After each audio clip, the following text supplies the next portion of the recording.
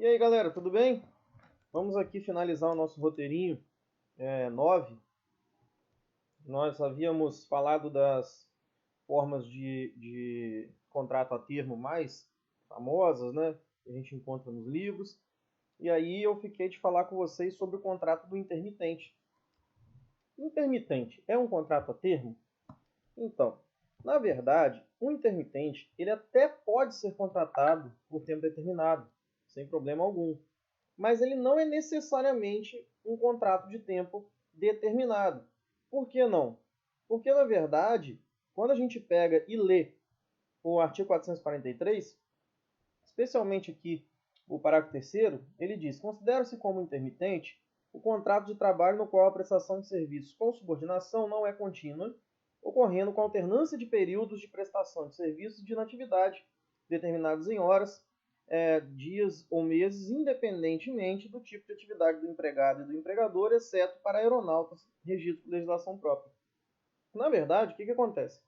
O artigo que vai falar mais um pouquinho sobre o intermitente é o 452A, né? Ele exige que esse contrato seja por escrito, mas ele não exige que seja por tempo determinado. Quando aqui fala no artigo 443, parágrafo 3º, determinados em horas, aqui ele está falando dos serviços que ele vai prestar. Então, assim, quando você chama ele para trabalhar, você já vai falar, olha, você vai trabalhar no dia tal, tal e tal, na hora tal, tal e tal. Depois, ele vai para aquele período de inatividade. Isso não quer dizer que ele teve o contrato cancelado, teve o contrato rescindido. O contrato continua vigente. Então, assim, a regra, na verdade, é que o intermitente vai ser por tempo indeterminado. Embora eu não veja nenhum tipo de incompatibilidade em você contratar um intermitente por tempo determinado, caso queira e, óbvio, caso haja realmente uma justificativa para isso. Né? Mas vamos lá, olha o 452A como ele não dá para a gente a ideia de que o intermitente deva ser por contrato de tempo determinado.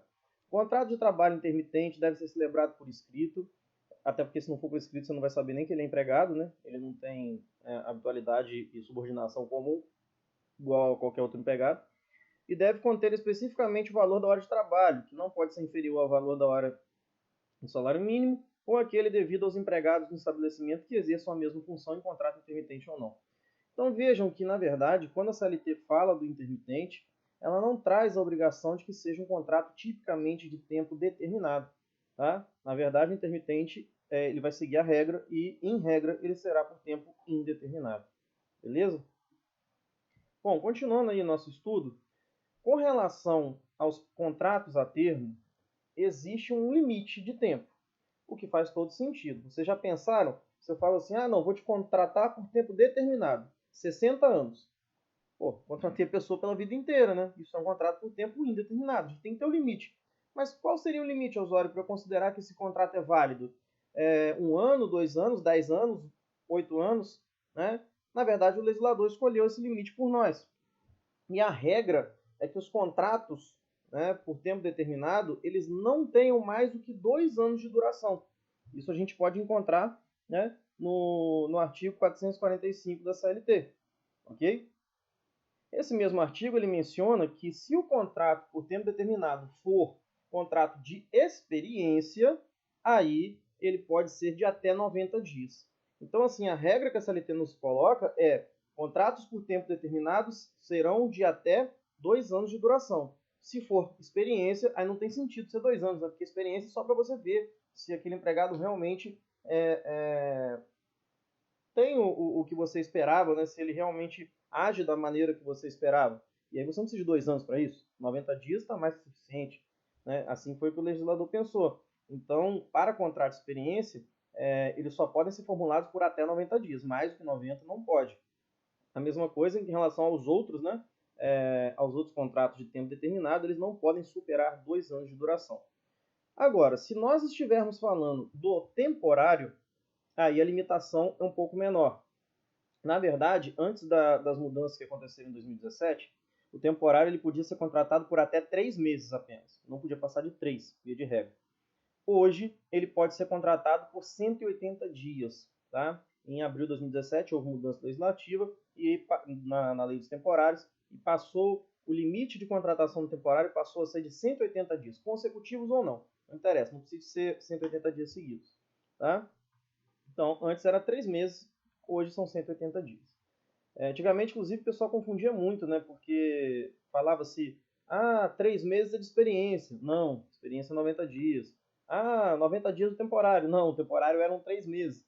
Porque 3 meses, 90 dias, às vezes as pessoas confundem, mas no direito a gente sabe que tem diferença, né? Entre contar 90 dias e contar 3 meses. Né? Então a gente não pode confundir. Hoje não dá muito para confundir, porque não existe mais prazo de 3 meses, ele passou a ser de 180 dias. Tá? Então, para o contrato de experiência, 90 dias, contratos em geral por tempo determinado, 2 anos, e temporário, 180 dias, consecutivos ou não. Beleza? Outro caso que a gente já estudou, aquele rural contratado por pequeno prazo, a gente já viu que ele vai ser contratado para trabalhar por 2 meses por ano. Tá? Então, o máximo que eu posso contratar essa pessoa é 2 meses por ano. Tá? Então, basicamente, esses são os limites temporais para a gente não ter um contrato de tempo determinado considerado inválido. Tá? Se você contratar, só pode contratar no máximo por esse tempo que a gente acabou de conversar. Agora, Osório, e se eu quiser, na verdade, contratar por um período de tempo e prorrogar? Vamos supor que eu preciso de prorrogar o contrato por tempo determinado, mas eu quero prorrogar não para ficar para sempre, não. Eu quero prorrogar para ter outro contrato de tempo determinado. Nesse caso, né, a CLT, como regra geral, ela diz para a gente que a prorrogação ela só pode acontecer uma vez. Até porque a gente faz todo sentido, né? Se fosse assim, fala, não, vou te contratar por 2 anos, tempo determinado. Aí eu renovo por mais 2, depois eu renovo por mais 2, depois eu renovo por mais 2. Depois você vai ver, o cara aposentou só em contratos por tempo determinado. Não faz sentido, né? Então, a renovação de contrato por tempo determinado, em regra, só pode se dar por uma vez, ok? Então, o artigo 451 diz o seguinte: o contrato de trabalho por prazo determinado que, tácita ou expressamente, for prorrogado mais de uma vez, passa a vigorar sem determinação de prazo. Né? E aqui, por que ele vai passar a vigorar sem determinação de prazo? Porque se houver uma segunda prorrogação, esse contrato já é considerado por tempo indeterminado. Não sei se vocês se lembram que eu falei na videoaula passada, mas a ideia da contratação por tempo determinado é exceção, não é a regra. A regra é tempo indeterminado.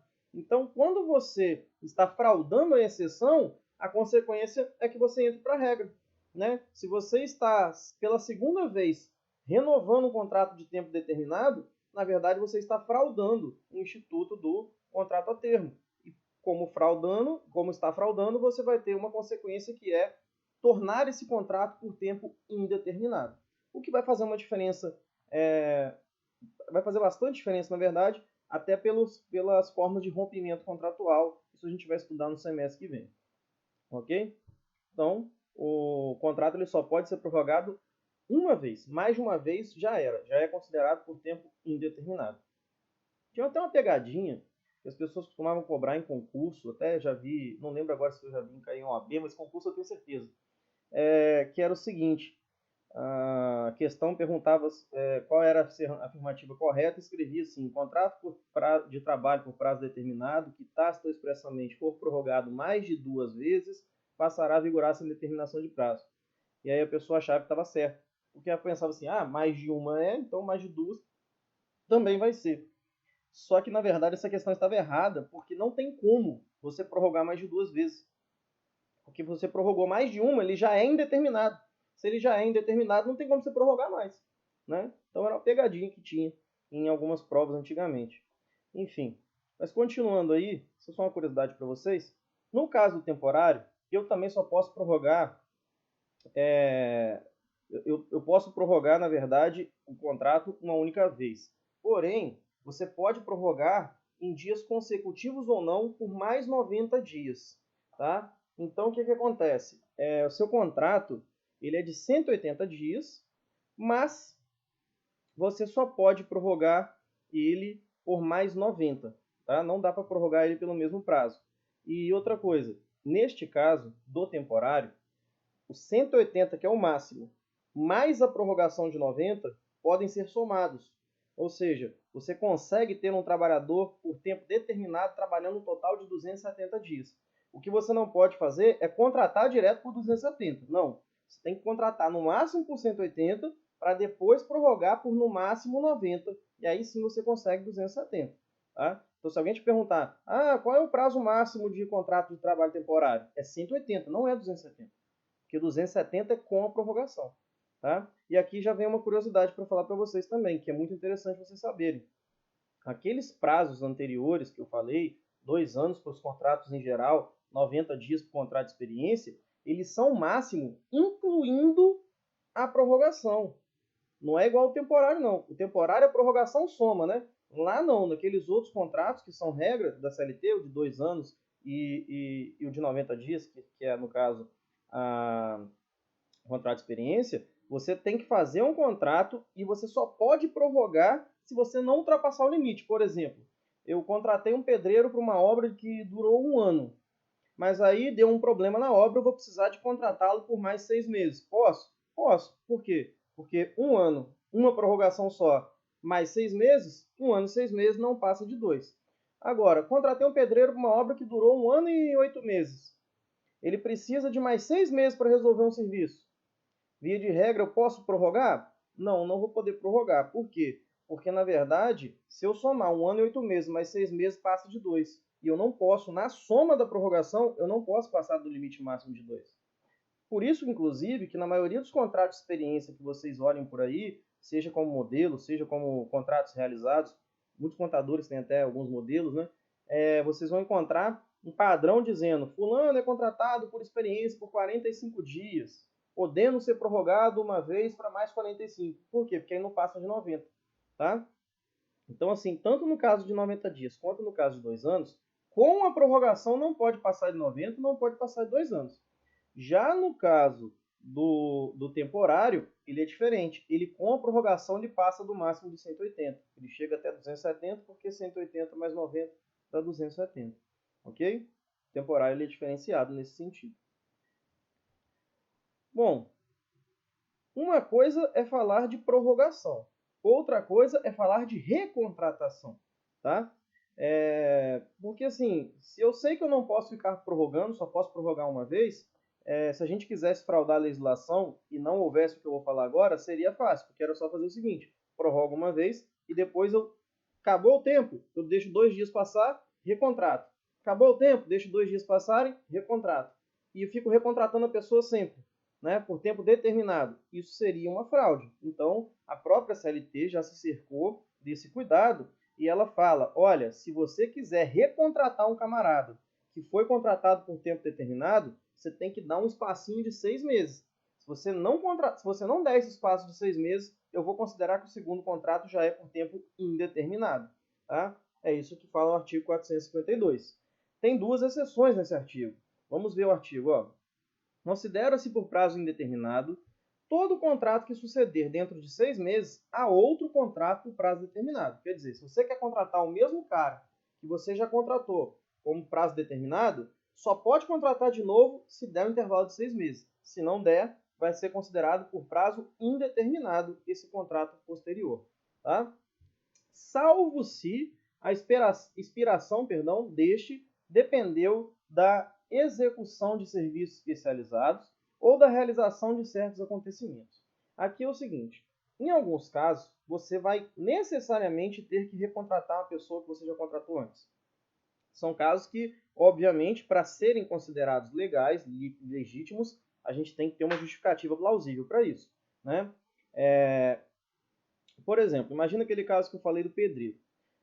O pedreiro foi contratado para uma obra minha, contratei como empregado por prazo determinado. Daí, ele terminou a obra na data correta, levou 1 ano, e aí acabou o contrato. Passaram-se aí 3 meses e veio um raio, sei lá, e caiu no muro daquela construção. Daí o que acontece? Eu vou precisar contratar esse mesmo pedreiro para consertar esse muro. Até porque eu não vou querer outro, eu vou querer o mesmo que fez, porque aí eu vou ter o mesmo padrão de serviço. Né? E aí eu tenho uma justificativa, eu não estou recontratando ele por uma fraude, estou recontratando ele por um acontecimento, aí vem aquela ideia de certos acontecimentos que não estava previsto. Tá? Outro exemplo também que eu posso dar para vocês, no caso ali de serviços especializados. Imagine que você contratou um funcionário de TI que inventou um programa operacional de RH novo. Daí você contratou esse camarada para trabalhar para você durante 3 meses, que era o tempo que ele precisava para ensinar todo mundo a fazer funcionar esse programa, instalar esse programa e poder aplicar na sua empresa. Então, contrato determinado ali de prazo determinado de 3 meses. Passados esses 3 meses, acabou o contrato, todo mundo foi para casa, tudo acertado. Aí passam-se mais uns 2 meses, esse camarada atualizou todo o sistema que ele tinha feito. Ele conseguiu fazer uma evolução do sistema. Aí você quer o quê? Você quer continuar naquele sistema anterior? Não, você quer mudar, você quer também se atualizar. Aí, nesse caso, como o serviço especializado é dele, ele que inventou, aí você tem uma justificativa para recontratá-lo antes de 6 meses. Por quê? Serviço especializado, certo? Então, são só 2 exemplos. Os livros vão trazer outros exemplos para vocês, mas é só para vocês terem uma ideia de que, se quiser recontratar alguém por prazo determinado, você tem que justificar essa recontratação. Ou então, esperar 6 meses. Se você não justificar por um desses 2 motivos ou esperar 6 meses, o segundo contrato não vai ser considerado por tempo determinado. Beleza? No caso do temporário, né, a gente tem uma ideia bem parecida, porém, nós não precisamos esperar 6 meses, a gente tem que esperar 90 dias, tá? Inclusive, veio junto com o pacote de mudanças de 2017, na Lei 3.429. Parágrafo 5º e parágrafo 6º dizem o seguinte: trabalhador temporário que cumprir o período estipulado nos parágrafos 1º e 2º deste artigo somente poderá ser colocado à disposição da mesma tomadora de serviço em novo contrato temporário após 90 dias de término do contrato anterior. Quer dizer, o que a CLT coloca como 6 meses para a nova contratação, no caso do temporário, são 90 dias. Não precisa esperar 6 meses. Tá? No parágrafo 6º, a contratação anterior ao prazo do parágrafo 5º caracteriza vínculo empregatício com a tomadora, ou seja, fraude numa terceirização. Lembre-se que o temporário é um trabalhador terceirizado. Beleza? Então, aqui nós vamos ter a proibição da CLT, os contratos em geral, tem que esperar 6 meses, e a proibição do temporário, tem que esperar 90 dias. Beleza? Para a gente finalizar aqui o roteirinho, o trabalho temporário ele tem algumas peculiaridades que eu ainda não cheguei a comentar com vocês, mas que eu gostaria de falar. Inclusive, algumas delas são mudanças de abril de 2017. Primeira peculiaridade, que é bem interessante, é que o trabalho temporário ele já é um contrato por prazo determinado, que na verdade ele é tão específico que ele, por disposição expressa da Lei 6.019, ele não admite contrato de experiência. Até porque não faz muito sentido. Eu acho que nem precisaria estar na lei isso, porque não faz muito sentido. Quando você contrata o trabalho temporário, você não está contratando pessoalidade, você está contratando uma empresa terceirizada que fornece trabalho temporário. Né? Então, assim, falar de experiência não faz muito sentido, a meu ver. Mas, de qualquer maneira, antes mesmo que houvesse qualquer discussão, a própria lei diz: se você quiser contratar o empregado de trabalho temporário, não pode fazer por meio de contrato de experiência. Tá? Outra coisa interessante é o seguinte: em 74, quando a lei do trabalhador temporário foi criada, uma das ideias da lei era tentar fazer com que o trabalhador temporário fosse contratado pelo tomador de serviço de forma indeterminada, né? Ou seja, a ideia do trabalho temporário era incentivar a empresa contratante, né, o tomador de serviço, a tirar o empregado da empresa de trabalho temporário. Porque como temporário ele tem uma situação, agora como contratado efetivo do tomador de serviço ele tem uma situação melhor. Então, para tentar fazer esse incentivo, né, incentivar, entre aspas, uma empresa a furar o olho da outra, a própria lei, tá, ela diz que é proibida a constância no contrato entre o tomador e a empresa terceirizada, é proibido fazer constar uma cláusula de que o tomador não pode contratar diretamente o empregado da terceirizada. Tá? Esse é o tipo de cláusula que é proibido nos contratos de contratação de trabalho temporário. Beleza? Com relação à responsabilidade, também houve uma mudançazinha legislativa na Lei 6.019, em que ficou constando que a responsabilização do tomador de serviços seria subsidiária. Tá? Isso está no artigo 10, parágrafo 7º, 6.019, né, da Lei 6.019, e ele diz: contratante, no caso tomador de serviços, é subsidiariamente responsável pelas obrigações trabalhistas referentes ao período em que ocorrer o trabalho temporário. Aqui, na verdade, é mais ou menos a ideia que a gente já tinha lá na súmula 331 do TST. Agora, a curiosidade mais legal não é essa. A curiosidade mais legal é que eu já até falei para vocês, acredito que eu tenha falado na videoaula de terceirização, é que se a empresa de trabalho temporário vier a falir, se for decretada a falência, a responsabilidade do tomador passa a ser solidária e não subsidiária. Né? Ou seja, aqui a gente não vai observar a ordem. A gente pode entrar com uma ação diretamente em face do tomador de serviço, mesmo que ele seja considerado apenas tomador e não verdadeiro empregador. Tá? Essa daqui, inclusive, é uma responsabilização objetiva que a lei trouxe para o tomador de serviço, sem precisar de comprovar culpa nem nada. Ok? Enfim, eram essas as considerações que eu tinha para fazer para vocês. E a gente vai ficando por aqui com esse roteirinho. Grande abraço para vocês. Fiquem em paz, que o Senhor os acompanhe.